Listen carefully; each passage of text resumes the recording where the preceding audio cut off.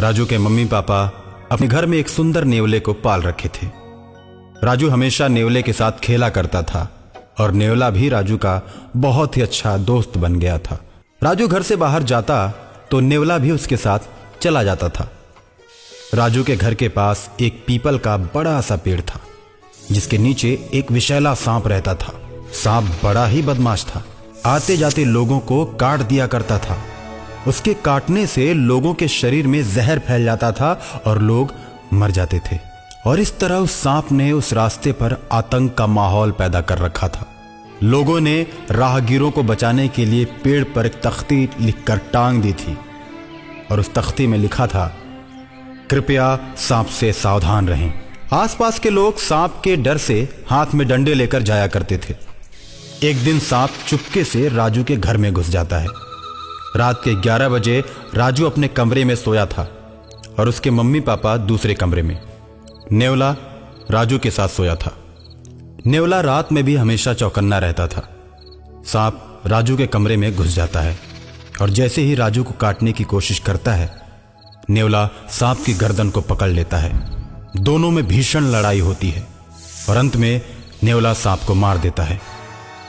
सांप का खून घर के दरवाजे से बाहर की ओर आने लगता है। राजू दरवाजा बंद करके सोया है। उसके मम्मी पापा दरवाजे के बाहर खून देखते हैं तो सोच में पड़ जाते हैं। उन्हें लगता है कि राजू को किसी ने मार दिया। वो लोग दरवाजे को पीटते हैं, लेकिन गहरी नींद में सोया राजू जग नहीं पाता।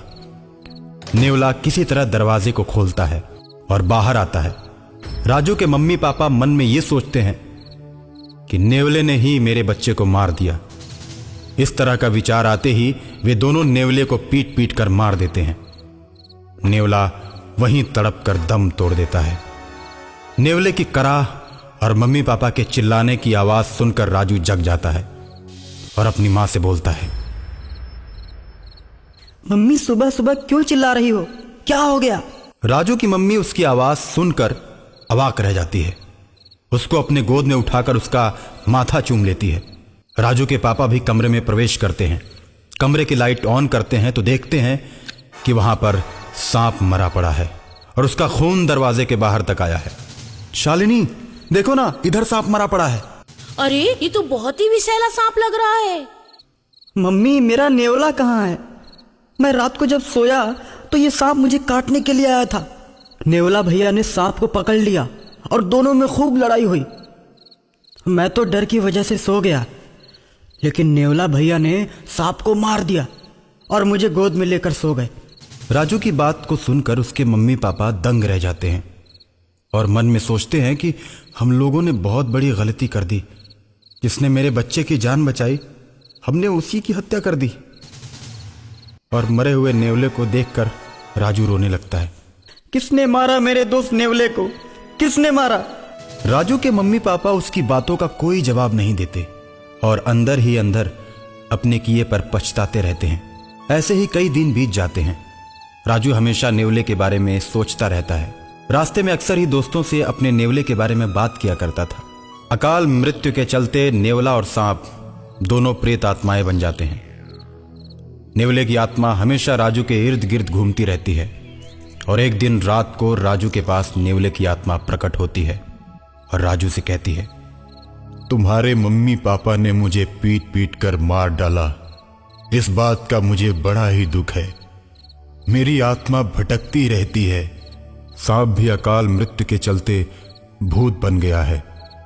वो तुम पर हमला कर सकता है, लेकिन तुम मेरे अच्छे दोस्त हो, इसलिए मैं उससे तुमको बचाने के लिए हमेशा तुम्हारे साथ ही रहता हूं। राजू नेवले की आत्मा से प्रेम करने लगता है और नेवले की बात सुनकर मम्मी पापा से रूठ जाता है। जब उसे मनाने की कोशिश वो दोनों करते हैं और तरह तरह के खिलौने राजू को लाकर देते हैं। मेरे दोस्त नेवले को तुम दोनों ने पीट पीट कर मार डाला। तुम दोनों गंदे मम्मी पापा हो। अब मैं किसी से दोस्ती नहीं करूंगा। तुम मेरे दोस्तों को भी पीट पीट कर मार डालोगे। तुम हमें अकेले देखना पसंद करते हो, मेरे दोस्तों को बिल्कुल पसंद नहीं करते, इसलिए मैं भी तुम लोगों को पसंद नहीं करूंगा। जाओ, मैं तुम लोगों से बात नहीं करता। नहीं राजू, खून देखकर हमने सोचा कि नेवले ने तुम्हें मार दिया है। इस भूल में हमने गलती कर दी। नहीं राजू, मम्मी पापा को ऐसा नहीं बोलते। मैं भी जानता हूं कि तुम्हारे मम्मी पापा ने बचपन से मुझे अपने बच्चे की तरह रखा था। अनजाने में मैं मारा गया। मेरी आत्मा हमेशा तुम लोगों के साथ रहेगी। जब भी तुम्हारे ऊपर संकट आएगा, मैं तुम लोगों की मदद करता रहूंगा।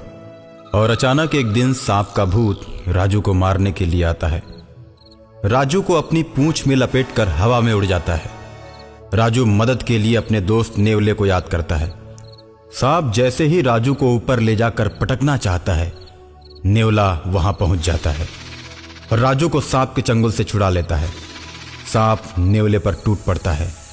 सांप नेवले को पकड़कर उसे पेड़ के पास ले जाता है जहां वो रहता था। अब तो मेरा जहर और भी तेज हो गया है। देखता हो मेरे जहर से तुम लोगों को कैसे बचाते हो।